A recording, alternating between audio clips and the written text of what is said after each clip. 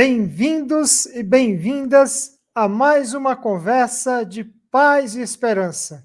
E hoje o nosso convidado é o professor Flávio Leão.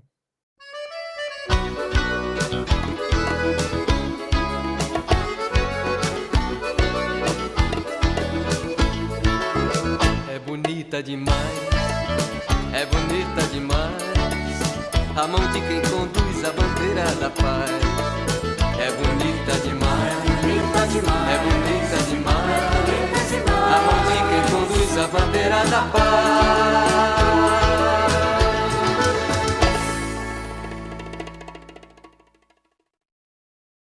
Bem-vindo, professor Flávio Leão, à nossa conversa de paz e esperança. Tudo bom, Daniel? É um prazer estar aqui, poder falar contigo, poder compartilhar um pouquinho da minha trajetória, da minha experiência, né? E que isso possa auxiliar mais pessoas também a favor da educação, sobretudo a pessoa com TEA, transtorno do espectro autista. Muito bem. Eu estou muito feliz em recebê-lo. Você é professor do meu sobrinho, Rafael. Rafael é um sobrinho muito querido, amado por todos nós, filho da Eliane e Gino, e que tem o transtorno de espectro autista e que é muito amado pela família. A gente fica muito contente pelo trabalho que você faz. Por isso, a gente ficou muito interessado que você viesse compartilhar a sua sabedoria, o seu conhecimento e o seu trabalho aqui no nosso programa Conversas de Paz e Esperança. Professor Flávio, antes de eu entrar especificamente no tema, gostaria de conhecer a sua pessoa um pouco melhor e sem dúvida, também os nossos participantes aqui do nosso programa. Quem que é o professor Flávio Leão? O que é que você faz? Qual a sua experiência? Conta para nós. Então, vamos focar só no lado bom. O lado ruim eu deixo para os outros. Estou brincando, assim. O lado ruim, ainda eu tenho um réu primário, assim. Meu réu ainda está primário, está tudo certo, viu? Brincadeira da parte, né? Eu sempre fui músico, sempre fui artista, músico. Aí eu comecei a dar aula de música bem cedo, vai fazer mais de 20 anos. E aí eu fui dando aula, tocando. Aí eu consegui concluir minha licenciatura em música. E graças a ela eu pude entrar na Secretaria de Educação, né? A Secretaria de Educação foi um turning point, uma mudança de chave na minha vida muito importante, que eu pude sair um pouquinho da autonomia e vir para a coisa, entrar para a educação pública, que é onde você se sente mais à vontade de servir a educação e falar sobre educação, onde você não atende apenas interesses financeiros de instituições particulares de educação, né? E graças a isso que mais me motivou sempre a estar trabalhando na educação pública, para poder sonhar em um dia e a gente transformar a nossa educação e ter uma educação pública de qualidade, sobretudo que faça diferença nas habilidades e estímulos das pessoas com deficiência e, claro, também com TEA, né, que é o nosso foco de hoje. E, assim, é isso, né? É isso, resumidamente, acho que é isso. Acho que isso é o mais importante. Fico muito interessado aliás, fiquei muito contente em saber dessa sua apresentação, da sua paixão pela educação. Eu sou muito grato à Secretaria de Educação do Distrito Federal. Toda a minha formação acadêmica foi na escola pública, nas escolas do Distrito Federal. E hoje eu também tenho a alegria de retribuir isso que eu recebi da Secretaria, trabalhando nela, assim como você, professor Flávio Leão. Muito obrigado por isso. Professor, olha só, o que é transtorno de espectro autista? Fala para nós do tema. O TEA, o transtorno do espectro autista, pode ser chamado de uma deficiência ou uma diferença comportamental, e ela se dá através do aspecto neurocognitivo, né? Ou seja, é um transtorno que ocorre na cabeça e da cabeça ele vai para o corpo. Ele é um transtorno que afeta várias habilidades da pessoa, a habilidade de se comunicar, a habilidade de socializar, a habilidade de entendimento de ações simples, né? e, sobretudo, assim, de ter um comportamento que não é condizente, infelizmente, com o que a sociedade, o sistema esperam de um ser humano funcional, né? Que, na verdade, a gente pode dizer que, na verdade, a sociedade e o sistema também não se adaptam a esse tipo de pessoas, né? E vice-versa, assim, enfim, o que é se adaptar, o que é ser funcional, o que não é. Enfim, o que caracteriza mais essas pessoas é a não funcionalidade delas vista pela sociedade, pelo sistema. Uhum. Eu passo claro, mais ou menos. Ou seja, Sim. quando ela não se enquadra e tem aspectos repetitivos, aspectos fora do esperado, aspectos não se comportar de acordo com o que os outros esperam em determinadas situações, enfim, de ter uma visão de mundo, uma leitura de mundo diferente do que é esperado. Uhum. Eu assisti uma série essa semana que eu achei, uma série não, foi um filme mais antigo, né, que falava de uma mulher norte-americana, década de 60, né? Chama-se Temple Grandin, acho que é esse o nome do filme. É brilhante. O final, tem uma cena, mais ou menos no final do filme, que fala exatamente isso que você acabou de nos explicar, em que a mulher autista com mestrado, né, que ela conseguiu chegar a um mestrado, conseguiu superar todas as barreiras e se adaptar a essa formalidade da sociedade, mas sem abandonar a sua identidade, a sua condição de mulher autista. E nesse processo tem algumas pessoas que estão falando coisa com coisa num congresso, e ela dá um ensinamento, uma aula de vida que é brilhante, muito nesse aspecto que você acabou de falar, professor Flávio Leão. Professor, Obrigado.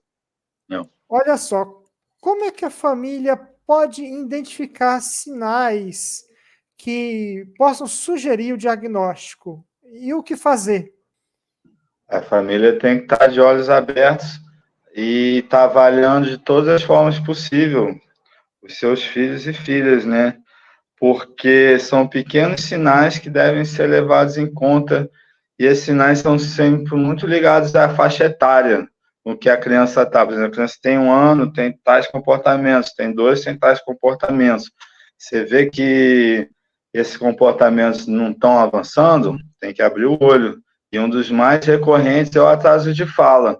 A criança mostra que não está falando, não está olhando no olho, se torna repetitiva, enfileira muitas coisas. Por exemplo, pega um carrinho, não faz vrum, vrum, pega um carrinho e fica enfileirando, ou então brinca de outra forma, ou então se isola, gosta de estar sempre isolado do grupo, não olha para um olho, não tem um contato direto, né? A gente entende muito o mundo pelo contato do nosso olho. O nosso entender do mundo tem muito a ver com o nosso olhar para o mundo. E o autista diz muito com esse olhar, porque é um olhar invasivo, é um olhar que está voltado para o introspecto dele, né? E não para as coisas que estão à sua volta. E isso é uma das coisas, habilidades mais estimuladas e trabalhadas nas terapias, né? Eu já vou responder outra pergunta. Quando a gente vê o menor sinal que tem alguma coisa que não está certa de acordo com a idade, primeira coisa é o diagnóstico. O diagnóstico que vai ser nossa bússola, o nosso norte, saber a que lado que a gente vai correr. Com o diagnóstico na mão, ele aponta esse caminho. Tem autista, tem alguma outra deficiência, tem alguma outra coisa, então o que a gente pode fazer para melhorar? Felizmente, o mundo já avançou muito, muito, né? Mas tem muito mais para avançar. Na verdade, a gente mora num planeta, num mundo que o ser humano sabe para a Lua, sabe para Marte, mas não sabe fazer a inclusão. Tem muito que aprender quando se fala de inclusão. A gente deve muito, a gente vive numa sociedade que faz poucas décadas que esse assunto virou importante e recorrente. Agora, ir para a Lua, para Marte, o povo sabe, né? Mas voltando às terapias. As terapias é que vão fazer a diferença, né? Estimular desde cedo. Estimular, e quanto mais estimular ainda é pouco, você pode estimular mais. E você sempre fica isso na cabeça, está estimulando da forma correta e não está. mas felizmente tem várias ciências hoje, terapias que são boas, que funcionam, como a terapia ABA, os testes de avaliação que são feitos de acordo com a idade, né? Mas, sobretudo, é o pai e a mãe, o pai também, a mãe também, que são os maiores psicólogos e terapeutas do mundo dessa criança. Ninguém sabe mais que nossos filhos que precisam do que o pai e a mãe, né? Então, o pai e a mãe estão nessa luta constante da terapia junto com os profissionais da saúde, né? E da educação também, porque é uma linha muito tênue, né? Na Secretaria de Educação, que as pessoas trabalham com a pessoa com deficiência, mas não se agregam dos valores, dos aspectos da saúde. Essas duas áreas tinham que conversar diretamente o tempo todo. Só quando a gente conseguir essa conversa entre as duas, a gente vai conseguir ter um estímulo com maior qualidade. Por exemplo, a terapia água devia ser obrigatório. Qualquer professor que vai trabalhar com autista tem a obrigação de entender terapia água. Eu, felizmente, eu pude aprender na prática. Eu fui voluntário da Bracia, ainda sou, e graças à sua diretora, uma mulher guerreira, fantástica, Lucinete, me ensinou várias abordagens como autismo, né? Eu falo isso para ela, eu virei musicoterapeuta na prática, virei aplicador de terapia na ABA, e isso o dinheiro não paga, porque isso eu aplico na minha vida diariamente, diretamente, e é isso, é a formação, querer mais, né? Saber que tem oportunidades, escolhas e caminhos que devem ser seguidos e precisam ser seguidos, né? Você falou dois elementos aqui que eu fiquei curioso. O primeiro foi a questão, a pessoa deve procurar o diagnóstico. Então, o pai, a mãe percebeu ali na criança algum movimento diferente, os carrinhos enfileirados. Então, ele vai procurar qual especialista? É um psicólogo? É um clínico? Quem é que ele vai procurar, professor Flávio, assim, nesse primeiro momento? É o neuropsicólogo, né, da cabeça, né? Neuropedagogo. Neuropedagogo é o neuro que vai dar isso, né? Infelizmente, como tudo no Brasil, o processo é lento para pegar esse diagnóstico. E o tempo de estímulo da criança, ele voa, você não pode perder tempo. E se você puder ir para o particular, infelizmente ainda é o caminho mais adequado, né, para quem está vendo isso, porque o tempo é muito precioso no estímulo dessas habilidades, né, comportamentais das crianças com autismo, com TEA. Você falou também da questão da terapia ABA. Terapia ABA. O que é essa terapia ABA? Ela vem do behaviorismo, né, do Skinner, tudo. Ela molda o comportamento de acordo com a intencionalidade dos estímulos que são positivos e não positivos. Então, o profissional vai buscar aquela resposta mais positiva que ele acha para aquela criança com TEA, né? E é por isso, porque ela pega uma casa e não vê a casa, ela vê o tijolo, vai montando tijolo por tijolinho desse comportamento, né? Por exemplo, essa criança chega na minha sala, passa a aula inteira comendo meleca. Pô, a primeira coisa é parar de fazer comer meleca, aí eu vou intervir nisso, né? Estimular com reforços positivos para ter o comportamento devidamente desejado. Aí entra nos comportamentos, que tudo é comportamento. Tudo é comportamento. A gente vive numa sociedade que o comportamento é o que diz, né? Quem você é, o que você não é.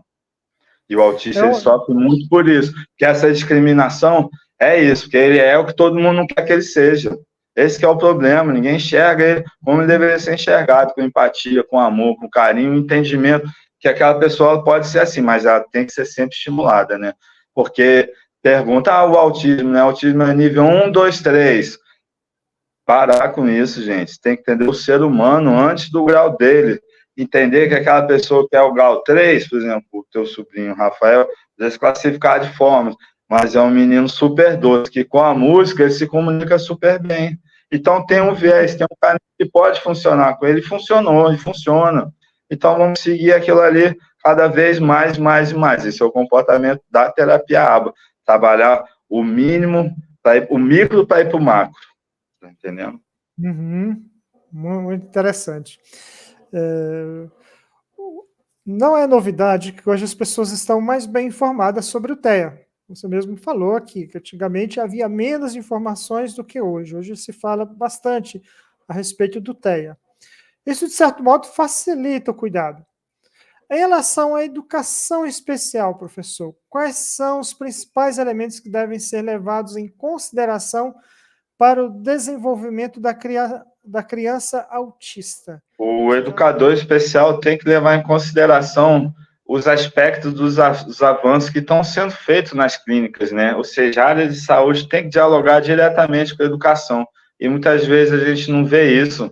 A gente vê profissionais que, assim, não falo que não estão preparados, porque também não é obrigação deles estarem preparados, é obrigação de toda a cadeia da educação estar preparada para atender esse público da melhor forma possível, de querer resultados com esse público, de querer alfabetizá-los eles, de querer socializá-los, de querer incluí-los em práticas que sejam feitas por todos e não excluir, né?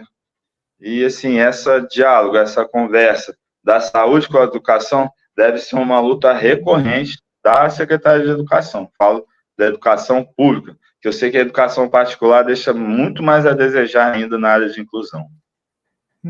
Perfeito. Professor, o senhor tem um trabalho muito interessante, né? Que é com educação musical especial, ou a musicoterapia. Fala para nós desse seu trabalho.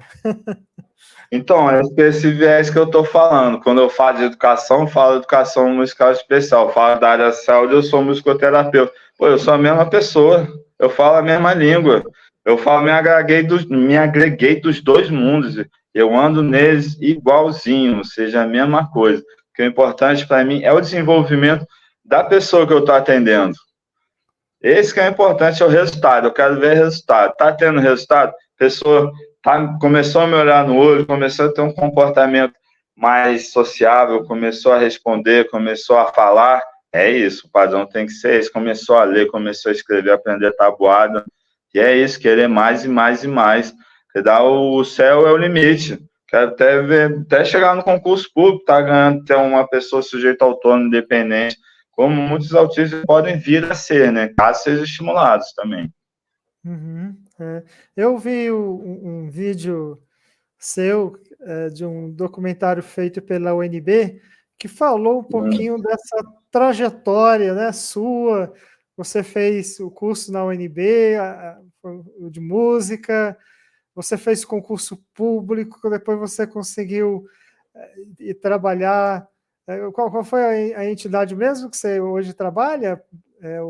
Trabalho na PAI-DF, muito orgulho. PAI-DF, isso mesmo, e tem uma cena linda, que é você fazendo um percurso de joelhos e toda a turma lá de estudantes especiais te acolhendo, acompanhando aquele movimento que você fez. Eu vi aqui naquilo uma paixão pela educação, né? Uma luta para, de fato, trabalhar na educação especial e dar a vida por isso.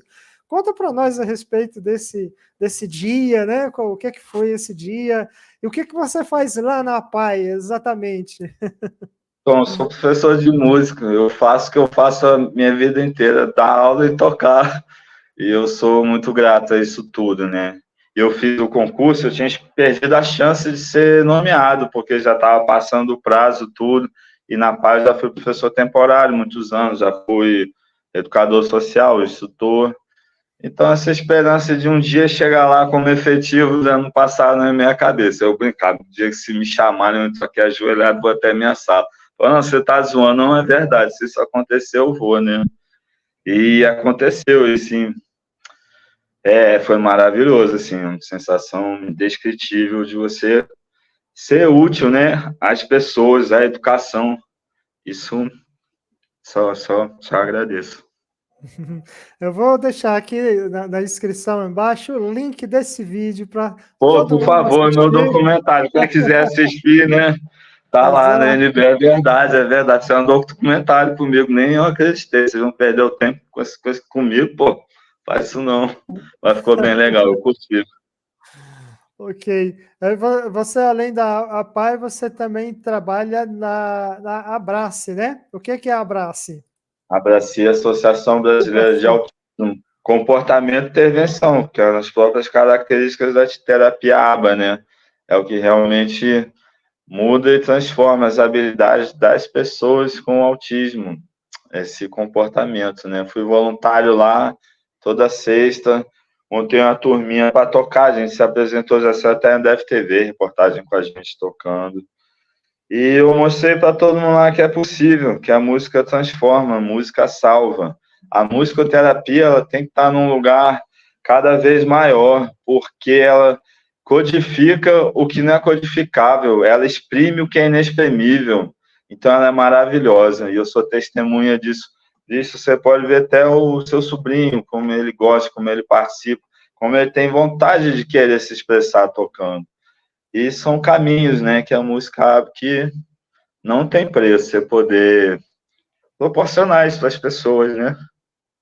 É verdade. É interessante o Rafael, que ele parece que conhece exatamente o tom, o tempo certo da música. Se alguém lá em casa, né, na casa da minha mãe, da minha irmã, começa a cantar uma canção e ele sabe que está errado, ele reclama. Ele Reclama, reclama pô. que Ele está reclamava errado. comigo que eu toco bateria, percussão, mas tudo assim, né? Teclado, assim, aí eu tocando teclado, ele mesmo, ele parava de tocar quando eu errava. Eu falei, não, você tem que continuar, pô, você continua. É. Queima meu filme, não, me ajuda. É Agora uma mesmo, troca. né, teve aquela vitória, né, uma virada nas eleições da França, e foi uma virada fantástica, né, nessa questão de conter o avanço da extrema-direita na Europa, né? A esquerda, então, saiu vitoriosa e o pessoal cantou a Internacional Socialista, né?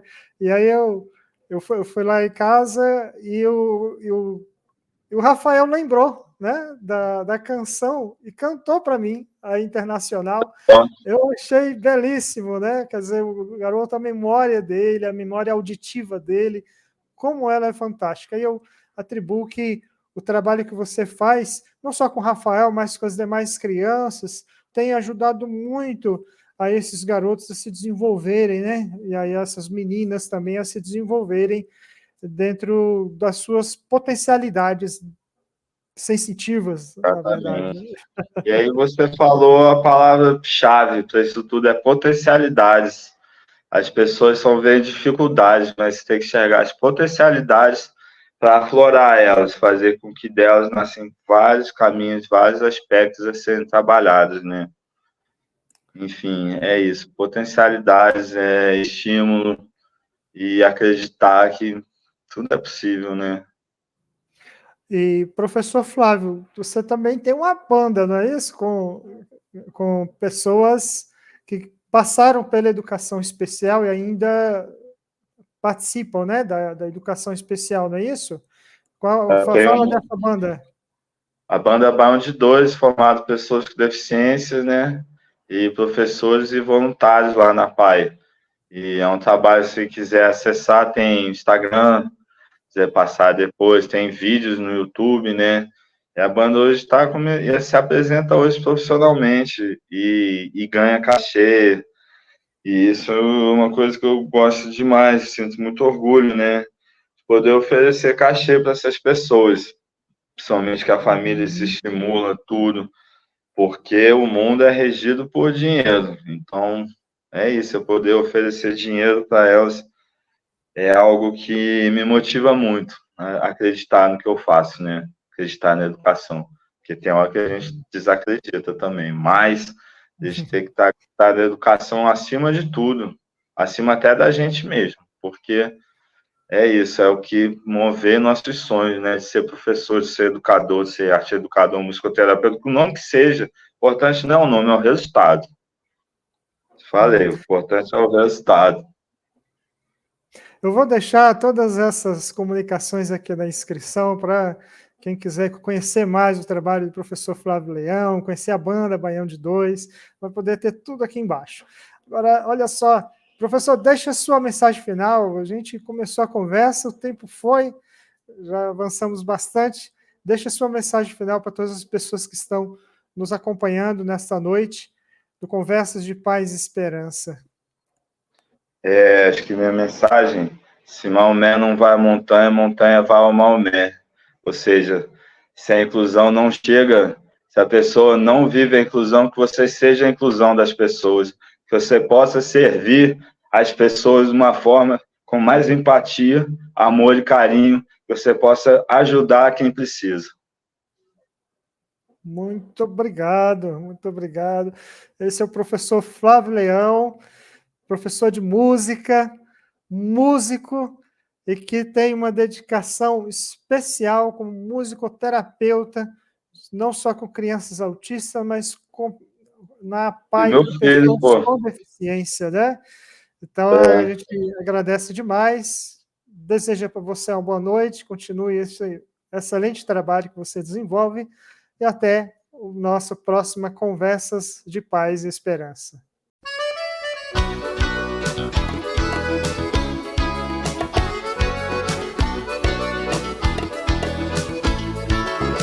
É bonita demais, é bonita demais, a mão de quem conduz a bandeira da paz. É bonita demais, é bonita demais, a mão de quem conduz a bandeira da paz.